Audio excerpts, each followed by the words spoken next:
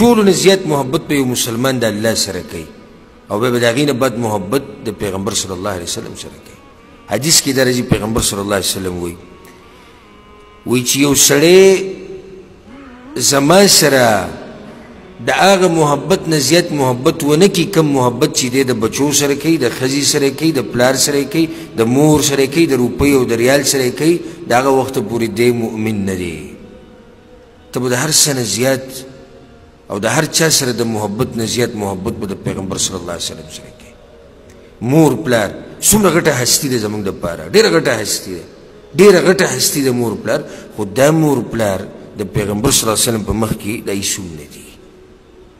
بچی څومره ګران دي، خو دا بچي دا چې انسان ته ډېر نږدې دي او ډېر پرې ګران دي، دا بچي د پیغمبر په مخ کې ورب الکعبه هیڅ هم نه ښکاري موږ ته. چې څو پورې د داسې محبت د پیغمبر سره نه و نو د هغه وخته پورې ته کامل مؤمن نه یې او د هغه وخته پورې په جنت کې تا ته د پیغمبر صلی الله علیه وسلم ګاونډیتوب نه میلاویږي.